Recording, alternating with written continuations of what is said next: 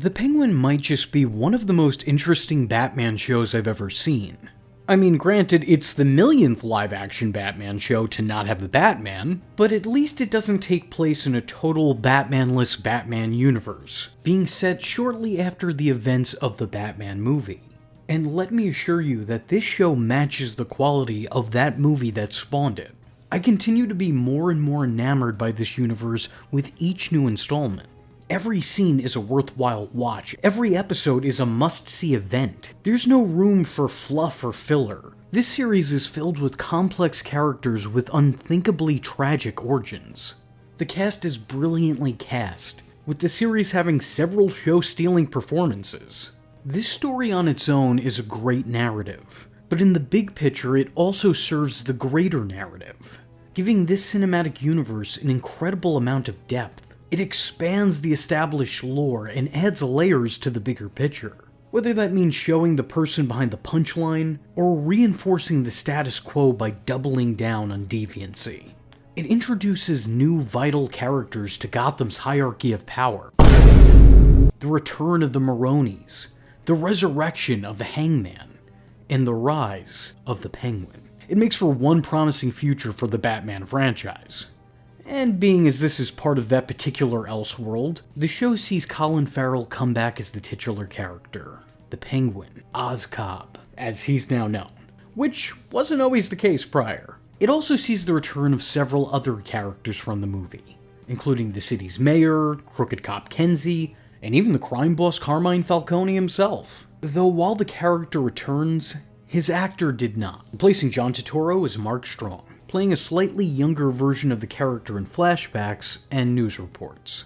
As far as recastings go, it's far from the worst that I've ever seen. They're both quality actors who put in quality performances, and I think the show makes an effort to make the character look and feel the same. Despite the Don's death, he still has a big part to play in Penguin. With his passing comes an uprise of criminals looking to take his place. Gotham's criminal underworld is a hydra. When the Mafia's figurehead is beheaded, several sprout up in its place, which is really the premise of the Penguin.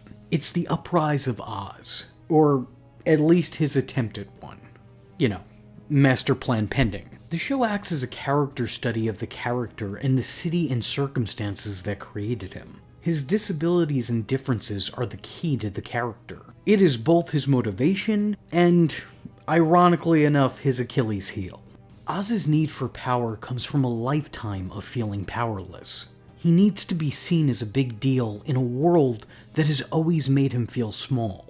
He's treated as lesser than by his peers, but he's still a proud man. A man who's too proud to sit in a handicap-accessible spot in spite of him having a handicap. Add to it that those close to him put him down in an effort to try to build him back up, with his own mother asking him, "If my son is nothing, what am I?" This series has really showed what makes a character like Oz so threatening, because in spite of having a bad foot, he's still always several steps ahead. He's always in on whatever the plan is, and he always has his own separate ones. The character is a master of manipulation, pulling all the strings and then cutting ties to the crimes that he commits. While he plans well enough, his real strength comes from his ability to adapt to situations, to change plans at a moment's notice, effortlessly playing people with power like they were pawns. Throughout the first 4 episodes of the show, he pits 2 competing crime families against each other, framing a bunch of made men for his own crimes. You want to survive? You gotta adapt. You gotta respond to the environment, the situation. You gotta think on your feet. You gotta be quick. Cobb puts the organized in organized crime, paying attention to even the most minute of details. Being able to adjust at a moment's notice should something not go entirely according to plan. The thing is that lying is entirely effortless to Oz. It all comes incredibly easy to him.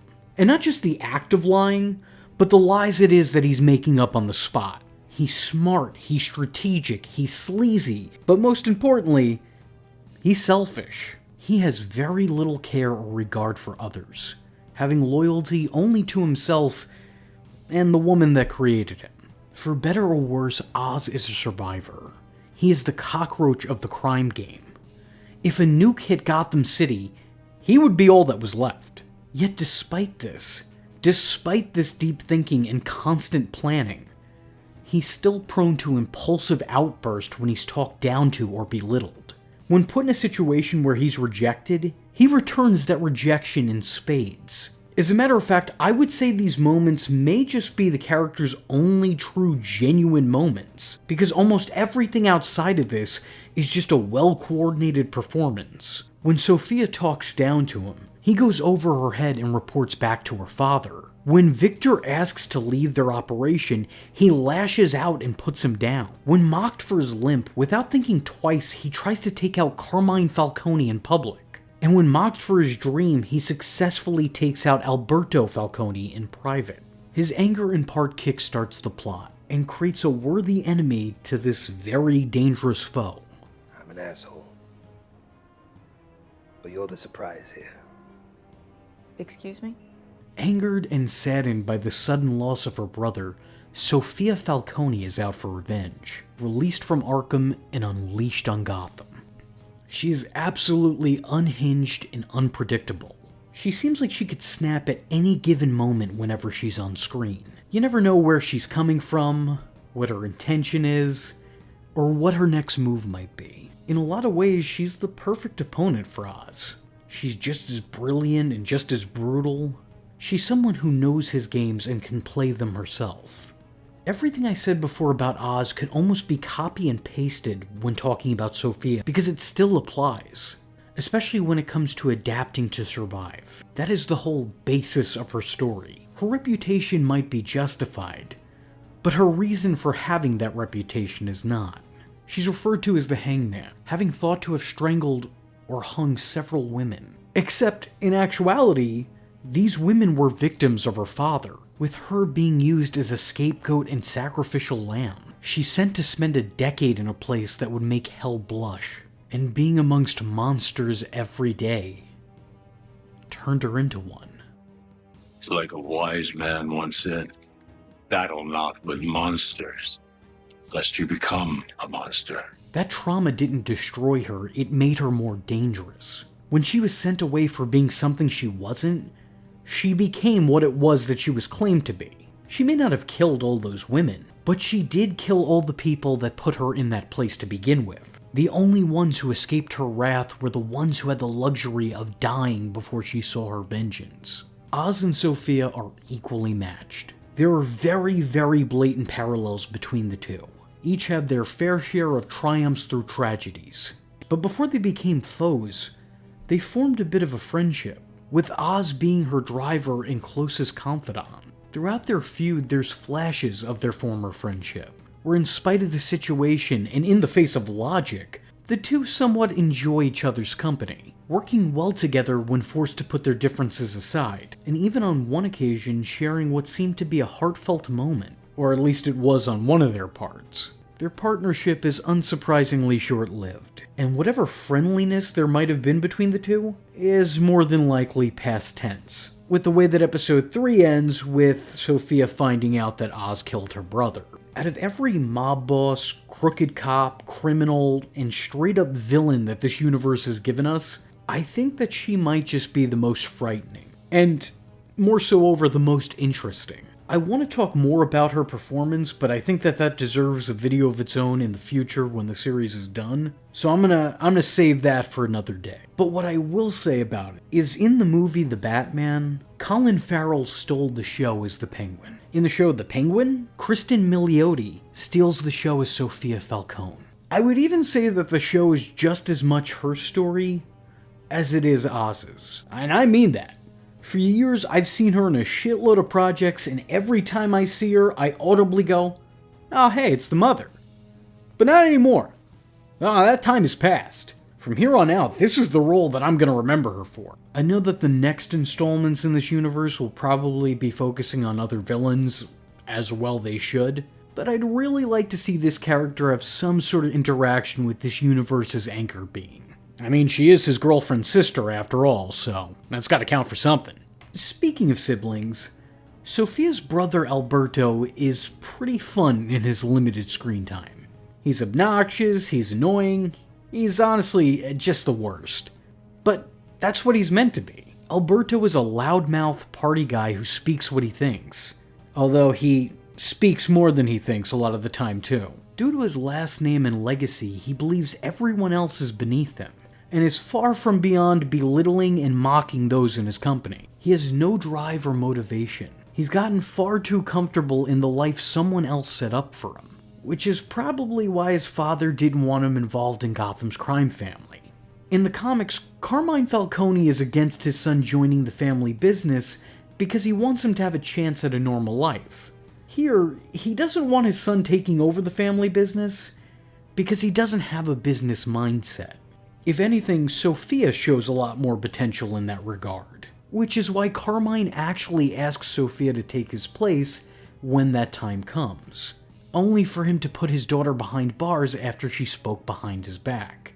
His initial decision to replace his son is understandable. Alberto has a bunch of problems, and in that world, that makes him a problem. The show uses a lot of the characters from the comics and cartoons as bit background players, and I kinda love that. I mean, there's years of established lore to pull from. I think it makes more sense to do that rather than make up an entire world worth of new characters. Anything from a passing mention to an episodic side characters on the table here. Like for example, Summer Gleason, a news reporter that got her start on Batman the Animated Series, reappears here as the journalist trying to take down Carmine Falcone. Unfortunately, this ends in her joining the list of victims that she was trying to vindicate. The Falcones bring up a congressman named Hill, which I think could be a mention of Mayor Hill from that same animated series. Vic's father mentions his friend is the cousin of a drug dealer named Squid, which could be a reference to the DC villain Squid, but it could also be nothing. When Sophia's back in Arkham, her first friend and later casualty is the villain Magpie, a thief who has made appearances in many Batman shows over the years. Surprisingly, the character isn't exactly the perfect picture of sanity. If anything, she could probably be the poster child for Arkham Asylum. The should-be Mirror Man even gets a name drop. Oz's girl and constant alibi is named Eve Carlo, which again might not mean anything, but it could also be a sly reference to the comic's first Clayface. But maybe most importantly out of everybody is the introduction of the Maronis, the Falcones' lifelong rivals, a family once respected and feared on the streets of Gotham who have seen better days. Initially framed by Oz with the death of Alberto, they take this as an opportunity to try to restore their name. And while the series has established them as a threat, they haven't really gone into too much detail about who they are. Not enough time is spent with these characters just yet. There are also plenty of story elements that could be applied to many other characters in Batman's rogues gallery. Newspapers report on fires in the area. That could be the implication of Firefly, or hell, maybe even Firebug. The drug bliss that Sophia's pushing, I could very easily see being used as the beta version of several things in Batman's universe. Could be the Mad Hatter's hypnotic tea, the Scarecrow's fear gas, or even some sort of weird play of Hugo Strange. Though since it comes in spores, you could easily tie this plot point to Poison Ivy as well. I'm not saying that any of these things are gonna happen, I'm saying that any of these things could happen, and it would be a seamless incorporation of those characters. There's possibilities here. The show also has several seemingly new additions to the Batman mythos that are wholly original. The series made an interesting decision in giving Oz an accomplice, and maybe more accurately an apprentice. After a group of teens mess with his ride, Oz takes one of them in, first as a hostage, and then as an errand boy. He has this kid work for him as his heavy, until he could dispose of him later, though ultimately Oz winds up taking mercy on the kid, I think due to their shared unsuspecting nature. Oz with his limp and Vic with his stutter. Vic ends up aiding Oz in whatever it is he needs, working with him on odd jobs, and occasionally being someone for Oz to bond with. In a lot of ways, this kid feels like the Penguin's Robin. As a matter of fact, he has a lot in common with one in particular. There's a lot to compare between he and Jason Todd. Both tried to steal the rims off a car in Gotham only to be taken in and then employed by their attempted victim of vandalization. Both have origins of sorts rooted in tragedy. Both have lost their parents. They're similar. Maybe not in nature, but in backstory. Now mind you, this isn't me submitting my fan theory, this is just me merely making a comparison. Vic isn't a bad kid he's a good kid who's done bad things to survive. Or, alternatively, a kid who did dumb things because he's a kid. In a short time, Vic lost everything. He lost his family to the Riddler floods, he lost his friends to Oz's retaliation, and he lost his girl to opportunity. In the end, he's lost himself. And though he knows he doesn't want to go down the route that Oz has, it is the only pathway he can see at this time. Having both respect and fear for the man who took him in. Seeing him equally as a captor and a mentor. I do think Vic grounds Oz a lot and helps show his character in a different light. Oz often gets lost in the moment, living up to the persona that he's creating. But Oz isn't playing the part when he's with Vic. He's bestowing life lessons on him, he's punishing him, he's showing him the consequence of error. In a weird way, he becomes sort of a father figure to him.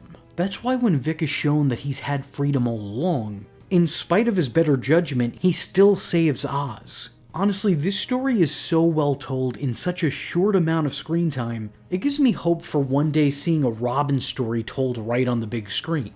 I mean, once again, this isn't that, but it's similar enough.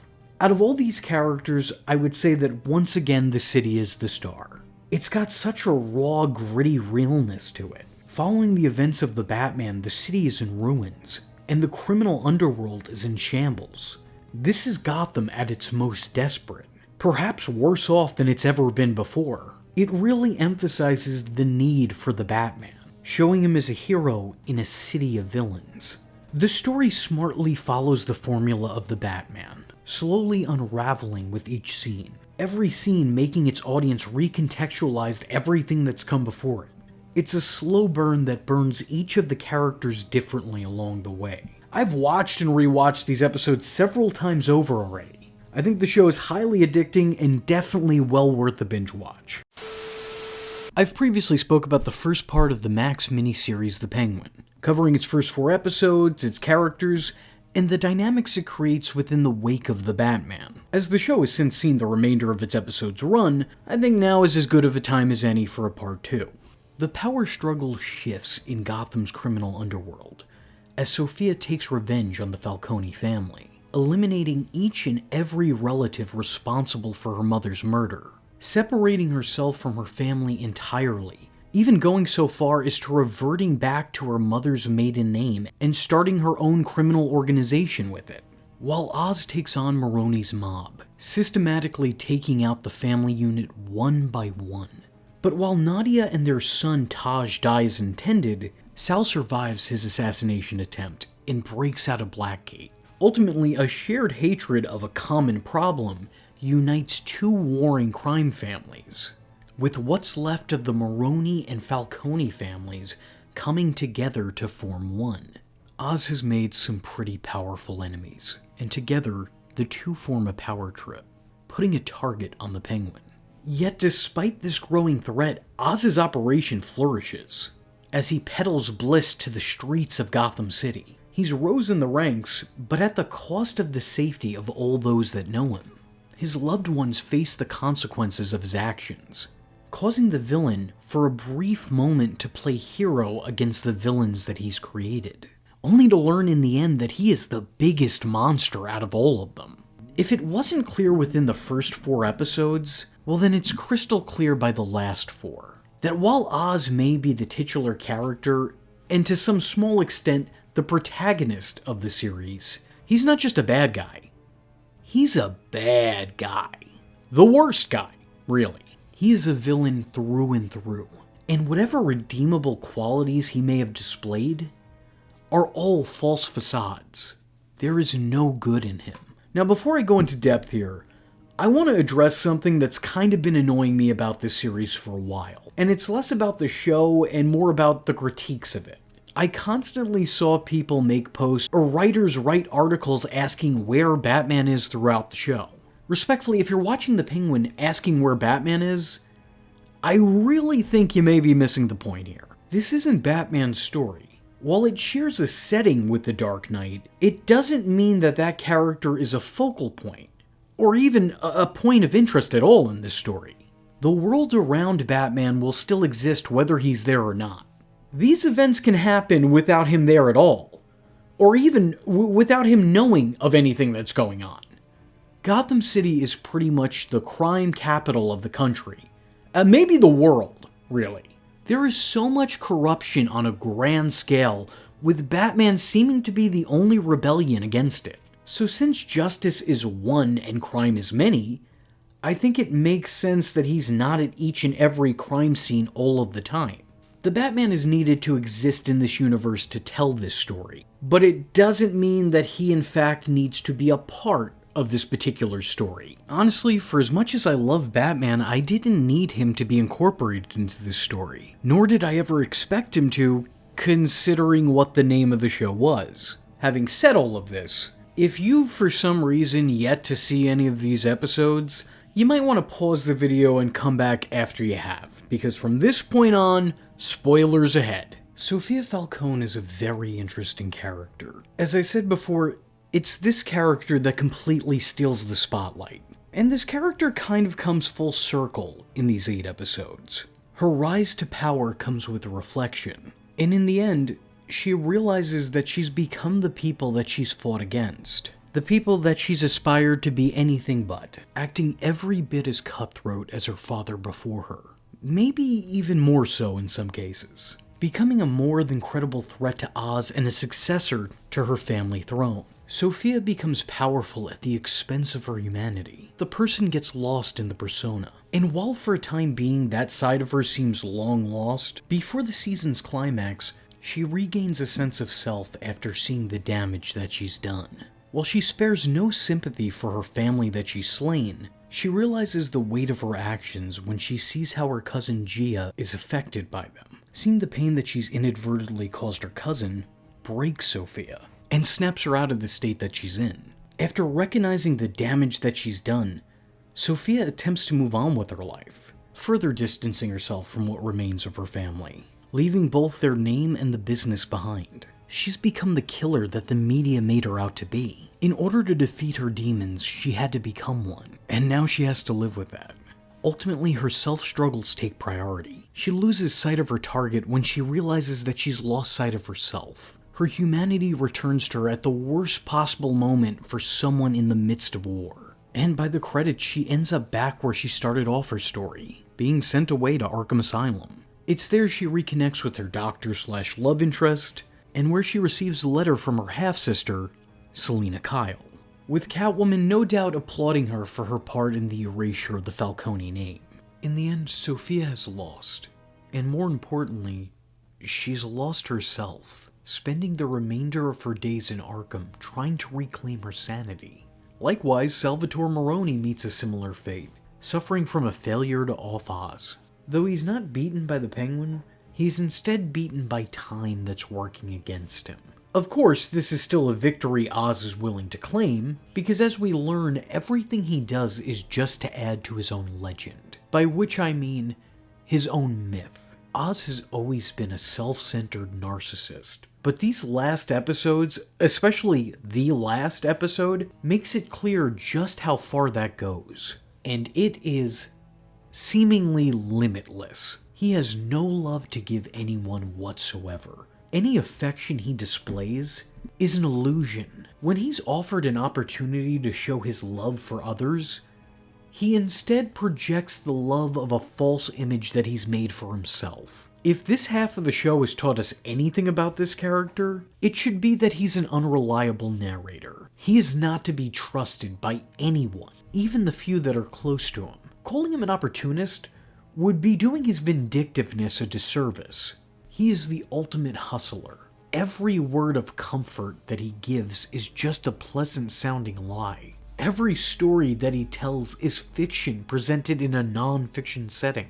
Sure, sometimes his lies are veils of protection. She died a few years back, I never asked. But more often than not, they're false pleas for sympathy to gain the trust of those he works with. The villain is always the victim in his own story, especially when he actually isn't. Framing his brother's passing as a tragedy and freak accident when in actuality, it happened at his own hands. An act of pure pettiness cost his 2 brothers their lives and his mother her sanity. This side of the season offers up a lot of insight into the character's codependency with his mother. The narrative at first makes you believe that this closeness was brought on by the sudden death of his brothers, but in actuality that event couldn't have split them further apart. You think they found comfort in each other while mourning, but in actuality, it's shown that Oz has always had a very weird infatuation with his mom. So much so that he let his brothers drown to death just so he could spend one-on-one time with her instead. A secret which was silently shared between the two of them, mother and son, for years. A fact his mother would have to know and live with for the rest of her life. Somehow trying to learn to live with his actions, trying to love him in spite of loathing him for what he took from her. Unable to forgive, unable to forget, just forever living with this regret. The truth of the matter is that since that night, Oswald's mother has always hated him. So much so that when she's confronted by the sociopath that she raised, she almost puts a hit out on him, having her monster taken out by the local mobster that he idolized. The one that he's talked up the whole series. Instead, she tried to support Oz in an effort to get him to become something big, hoping that one day somehow she could find comfort in his success. But she never does. She can never accept him for what he's done to her, what he's done to his brothers. She can never accept him for what he's done, while Oz can never accept what it is he's done. When he's offered the opportunity to save his mother by admitting the truth, he still denies it. When his mother admits that she's always known it to be true, he still denies it. When she begs him to admit it to save her finger, he's still adamant in his denial, because he's always the victim. He can't take the responsibility of victimizer despite the fact that he clearly is one. Past the denial, Oswald cares very little for what anyone else wants. His mother exclaims to him that she doesn't want to live life without her faculties, actually asking Oz to end her life if she gets to that point in her illness. Oz of course denies her this, but later when she suffers a stroke and goes comatose, Oz keeps her alive and alert because his comfort trumps her will. Even prior to this, when finding out about her condition, Oz doesn't mourn for his mother. He cries that she'll never be able to give him the satisfaction of saying that she's proud of him. It's not about her, it's about what she could do for him. The last mindful action this woman took was an attempt at her son's life, stabbing him in the stomach, but Oz can't accept that. So when questioned on his injury, he rewrites history. What happened? Sophia, she stabbed me. You lie! Oz lives a lie because he can't face the truth. As a matter of fact, he gets so wrapped up in this fantasy that he rejects all reality for it. The series ends with Oz's mother stuck in neutral, unable to speak, unable to move, but still aware of her unfortunate situation. And Oz acts as if he's given his mother all that she's ever wanted, despite deliberately doing the opposite of the one thing that she asked. He then leaves her on her own to relive his glory day, the day that his mother took him out dancing, with his girlfriend playing the part of his mother. He turns the lights off on a sad truth to turn the light on to a sweet-feeling lie, to the comfort of false nostalgia, neglecting his family in need in favor of the attention of the object of his infatuation. This moment is deeply unsettling, and quite unnerving. I mean, I know there's a trope of Italians always being mama's boys, but this is just excessive. Oz Cobb would make Norman Bates look like normal Bates. The more you learn about the Penguin, the less you wish you knew. This moment is very uncomfortable. And it's very telling of an unstable man with some deep-seated mommy issues. It's honestly enough to make Freud blush. However, there's another added layer of tragedy to this scene, because it's truly history repeating itself all over again. Yet again, Oz dances the night away and makes himself believe that he's having a good time. And yet again, it's with a woman well aware of what a monster that he is. Someone who will loathe him in private while feigning love for him in public. Why?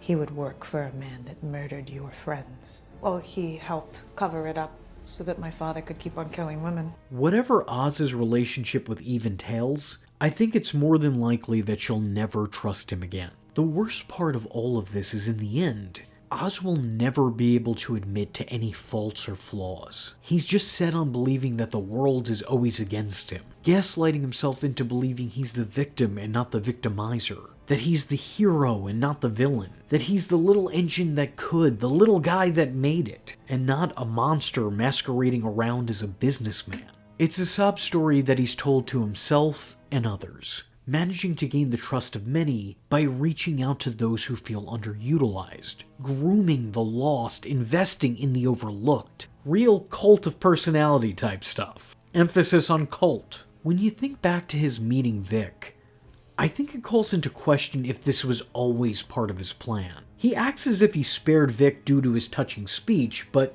in actuality, it's much more likely that he always intended to use Vic as an accomplice. I made mention of him connecting with Vic over their shared differences, but I can now see that that was a tactic to forge a bond and gain his trust, and I, much like Vic, just fell for the act. It's a strategy the character literally admits to in later episodes. Oz has the gift of the gab, and a disposition of relating to the little guy. I'm sure you promised him something. Chance to be somebody. Nick was tired of being overlooked. Now, that's not to say that their friendship and the mentorship between the two was all fake. As a matter of fact, I would argue that it was probably too real for Oz to handle. As when Vic confesses that he sees Oz as family, Oz begrudgingly admits that he does too. But unfortunately, we know how Oz treats his family, and like he did to his brothers, he winds up taking Vic's life. This moment comes out of nowhere, but if anything, it's true to this character. A man who has shown no loyalty to anyone he's ever crossed paths with. Not even the people that he's linked through nature or nurture.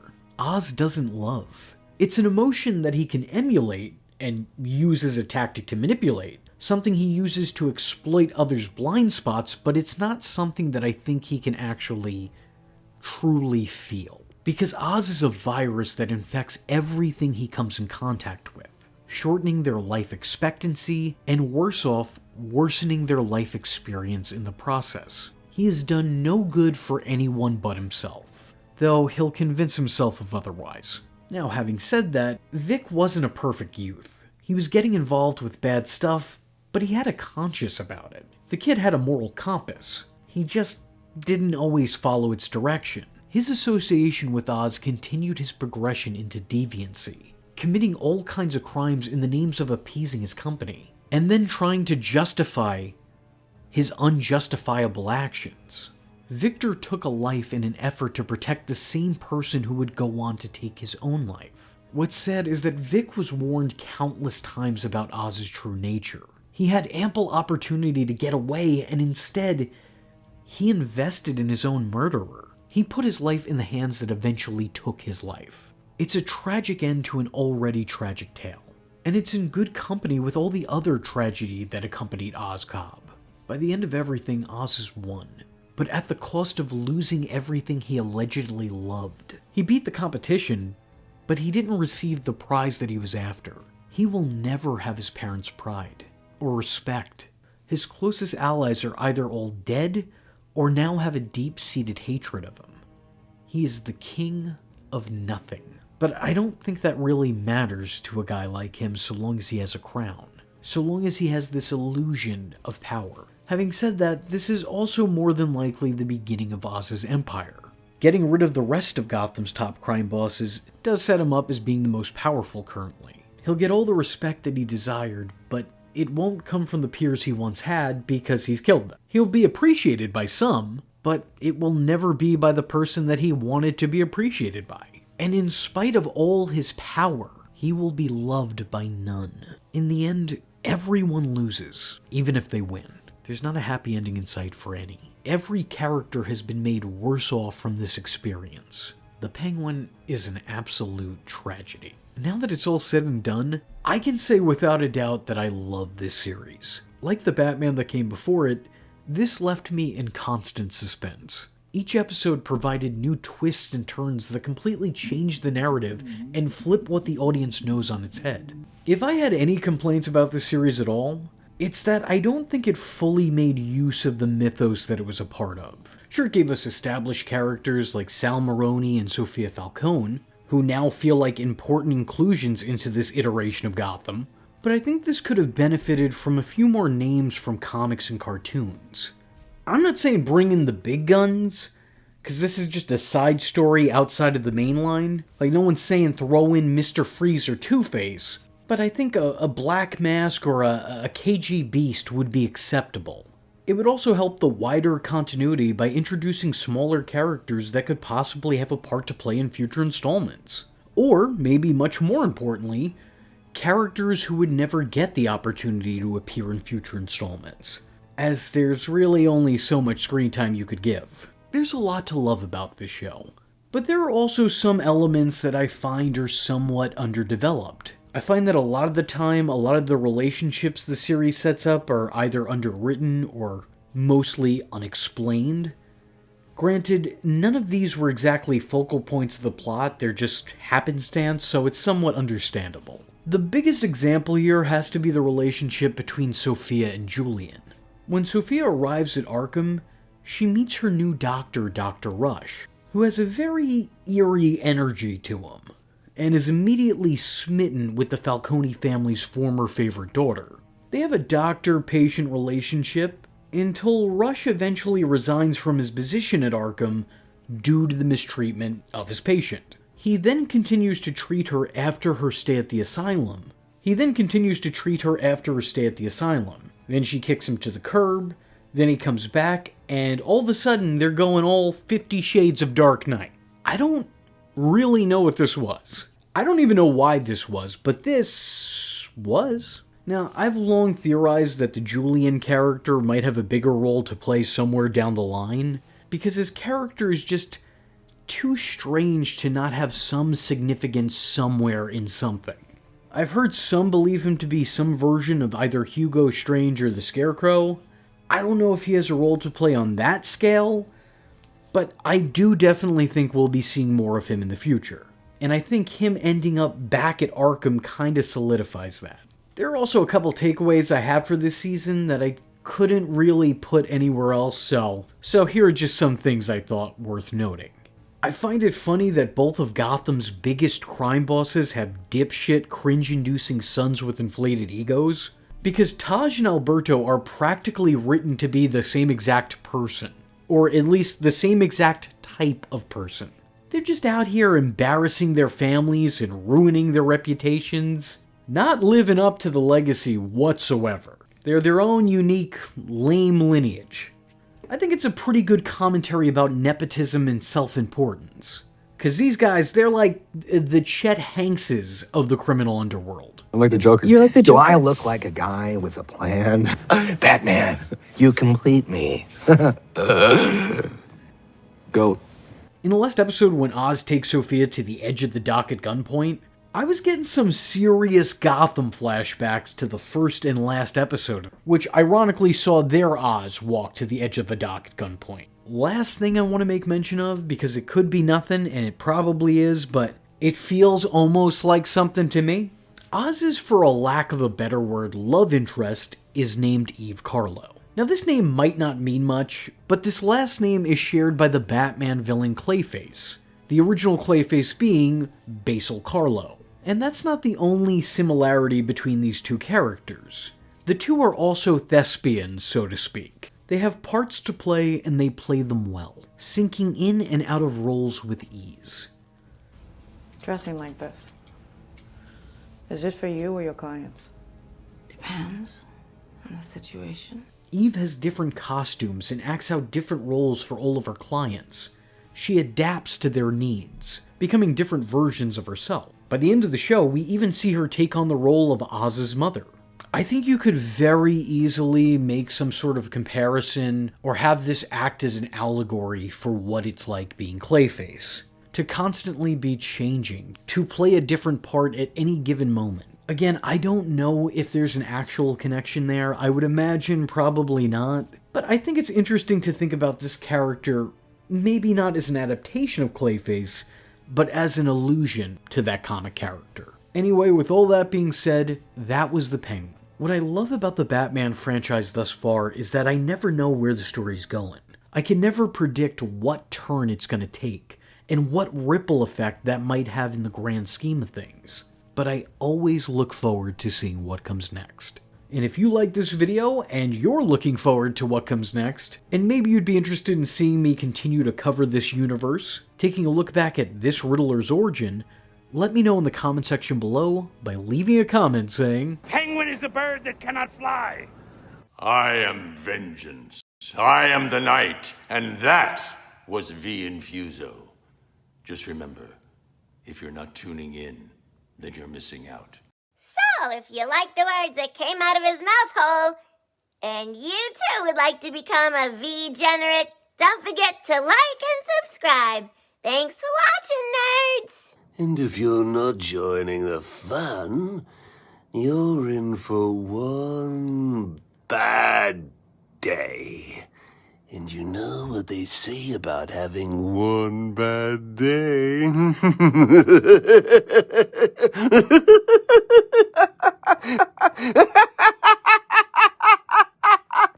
Catch him next time. Same bat time. Same bat channel.